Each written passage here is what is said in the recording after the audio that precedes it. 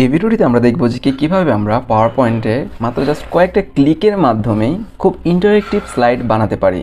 Like আমি just এই যে স্লাইডগুলো এটাতে যেমন তেমন একটা ওয়ার্ক করি নেই, জাস্ট কয়েকটা ক্লিক করি এই ফরমেশনগুলো আনছি। যেমন এই টাইটেল পেজের যেই পিছনে ব্যাকগ্রাউন্ডের যে ইমেজটা আছে সেটা অটোমেটিক্যালি জেনারেট হয়েছে। এটার কালার থেকে শুরু করে কোন ধরনের ফরমেশন হলে এটা খুব গুড লুকিং হবে, লাইক এই পিকচারটা অটোমেটিক্যালি এই জায়গায় সেট হয়ে যাবে, এটা অটোমেটিক্যালি বোল্ড থাকবে এবং লেখাগুলো অটোমেটিক্যালি ফরমেশন হবে।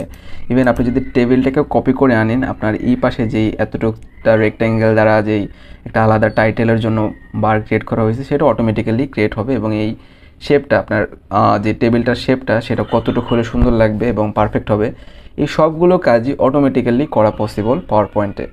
সো আমি নর্মাল পাওয়ার পয়েন্টের কথা বলতেছি না, অনলাইন যে পাওয়ার পয়েন্ট ভার্সনটা রয়েছে সেটা মাইক্রোসফটেরই, আপনার অ্যাকাউন্ট দিয়েই করা লাগবে।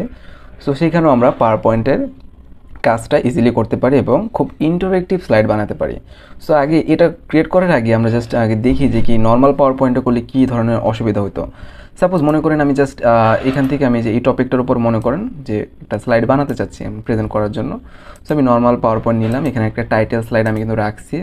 সো জাস্ট এটাকে যদি আমরা পেস্ট করি, এটা কিন্তু নর্মালি আছে, আমাদের কী করতে হবে বারবার সিলেক্ট করে এটার টেক্সট থেকে শুরু করে সব ধরনের ফরমেশন আপনার এখানে যে আপনার কী করতে হবে, এটাকে ঠিক করতে হবে, যেটা খুবই সময় লাগে। ওকে, বা এক্সট্রা যদি কোনো ইনফরমেশন আমরা অ্যাড করতে চাই সেই ক্ষেত্রে কীভাবে সম্ভব। সো এখানে দেখেন যে কি আমরা লাইক এই টপিক এই জাস্ট এতটুকুকে আমরা জাস্ট কপি করে নিলাম। কপি করে এখন যদি আমরা এখানে পেস্ট করি, সো পেস্ট করলাম, সো এটা অ্যাজ ইউজুয়ালি এভাবেই জাস্ট পেস্ট হয়ে গেছে। আপনি কিন্তু এটাকে আলাদা করে ফরমেশন করার দরকার আছে, নাহলে কিন্তু এখানে এটা সুন্দর লাগবে না। সো আমি জাস্ট এটা টাইটেল দিই রেজিস্টার। তো এখন আমরা যদি এখানে একটা পিকচার অ্যাড করি তাহলে জিনিসটা কীরকম দেখায় দেখেন। সো আমি পিকচারটাই সিলেক্ট করি, সো আমি এখানে জাস্ট পেস্ট করে দিলাম। ও কি হলো, পুরো পেজটা সে কভার করে ফেললো। এখন এটাকে আপনাকে আবার ফরমেশন করতে হবে। ফরমেশনের জন্য আপনাকে কী করতে হবে, ছোটো করতে হবে, এটাকে ছোটো করতে হবে, লেখাগুলিকে ছোটো করতে হবে। সো দেখতে কিন্তু এতটা ইন্টারেক্টিভ মনে হচ্ছে না, এই লেখাটা দেখছেন একদিকে আছে। সো এই কাজগুলো যে পিকচার অটোমেটিক্যালি জায়গা মতো সেট হয়ে যাবে, আপনার লেখাটা সেট হয়ে যাবে এবং আপনার কাছে মাল্টিপল অপশন থাকবে আপনি কোন ফরমেশনে দেখতে চান। সো এটা কীভাবে করা যায়, এটা করা যায় অটোমেটিক্যালি অনলাইন যে পাওয়ার পয়েন্টের যে অপশনটা আছে সেইখানে। সো এটার জন্য আপনাকে কী করতে হবে, জাস্ট এখানে লিখতে হবে যে কি ওয়ান ড্রাইভ এই দেখেন OneDrive.live.com/ ওকে, এই এতটুকু আমি ডেসক্রিপশন বক্সে দিয়ে দিব, আপনারা চাইলে এখান থেকে দেখতে পারেন।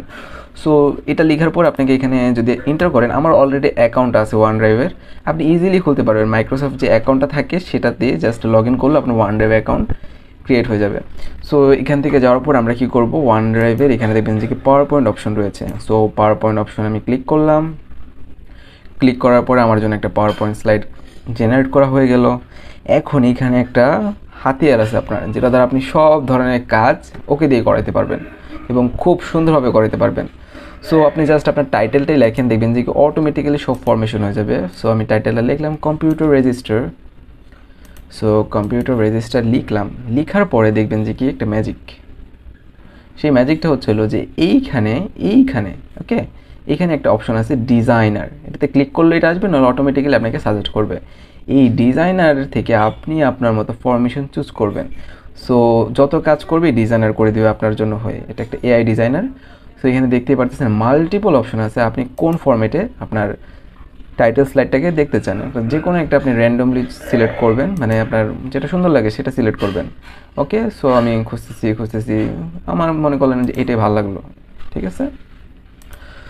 সো বাংলা টিউটোরিয়াল, সো এটা যদি অন থাকে আপনাকে প্রত্যেকটা টাস্ক আপনার পারফর্ম করার পরে, অর্থাৎ একটু চেঞ্জ করার পরে আপনাকে কী করবে, এখানে আপনাকে সাজেশন দিতে থাকবে। সো এইগুলো ইউজ করতে পারবেন না, এখানে এগুলো ইউজ করতে গেলে টাকা লাগবে, যেগুলো ফ্রি আছে আপনি ইজিলি ইউজ করতে পারবেন।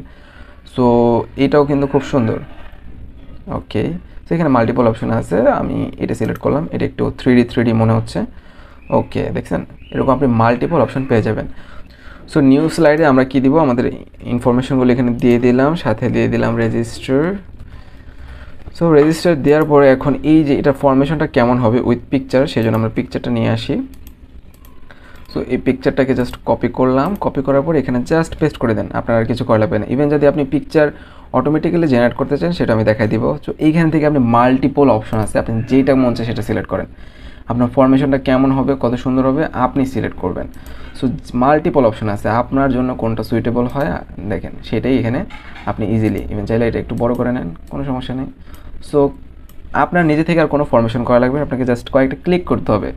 ডিজাইনার অপশনে এখানে ডিজাইনার যদি ক্লিক করেন এটা অফ হয়ে যাবে, আবার ডিজাইনারে ক্লিক করলে প্রত্যেকবারই নতুন নতুন সাজেশন আসতেই থাকবে। তো টেনশনের কিছু নেই, জাস্ট আপনি ইজিলি এগুলো করতে পারবেন, একবার জাস্ট এখানে লগ ইন করলে বুঝতে পারবেন। তো নিউ স্লাইড ক্রিয়েট করে টেবিলের বিষয়টা একবার দেখাই দিই। সো জাস্ট আমরা যদি এখানে লিখি যে কি register, types of register. So types of register পড়ার পরে আমি জাস্ট এটাকে কপি করে নিয়ে আসলাম, অটোমেটিক্যালি সেখানে টেবিল ক্রিয়েট করে দিবে। জাস্ট কিন্তু টেবিলটা কপি করিনি, আমি কন্টেন্টটা কপি করছি, বাট আমার টেবিলই দরকার।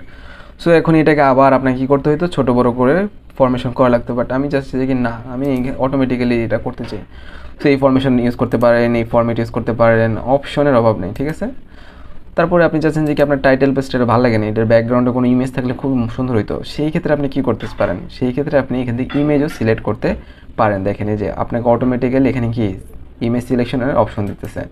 সো কম্পিউটার রেজিস্টার, ওকে এটা ইমেজ আমি জাস্ট দেখলাম, ওকে এখান থেকে এটা সিলেক্ট করেন। সো আমি যদি ধরেন এটাই সিলেক্ট করলাম, এই দেখেন ইমেজটা ফার্স্ট অফ অল এখানে আসলো, আসার পরে এটাকে আপনাকে কী করতে হতো, ফরমেশন করা লাগতো ওই যে নর্মাল পাওয়ার পয়েন্টে, আবার এটাকে ব্যাকগ্রাউন্ডে নেওয়া লাগতো। সো এটা আমি এখন করবো না, আমার কাছে মাল্টিপল অপশন আছে এটাকে সুন্দর দেখানোর জন্য, এটা ভালো লাগছে আমার কাছে। হ্যাঁ, এরকম ফরমেশন করতে গেলে আপনার পাওয়ার পয়েন্টে প্রচুর সময়ের দরকার, তাই না? সো এরকমভাবে আপনারা ইজিলি ইমেজ দিয়েও এটাকে করতে পারেন। এটাও দেখেন ব্যাকগ্রাউন্ড অটোমেটিক্যালি চলে যাবে, ঠিক আছে। বা আমি চাচ্ছি যে কি না এই টাইপের থাকুক, সো আপনার যেটা ভাল লাগে সেটা আপনি করতে পারেন। তো এইভাবে আপনি জাস্ট কয়েকটা ক্লিকের মাধ্যমেই সব কাজ এই পাওয়ার পয়েন্টের মাধ্যমে করতে পারেন, যেটা অটোমেটিক্যালি হবে। সো এরকম পাওয়ার পয়েন্ট রিলেটেড আরও ভিডিও চান, সেক্ষেত্রে কমেন্ট করতে পারেন। আর যদি ভিডিওটি আপনার কাছে ইউজফুল এবং ইনফরমেটিভ মনে হয় তাহলে আমার চ্যানেলে সাবস্ক্রাইব করুন। Thank you.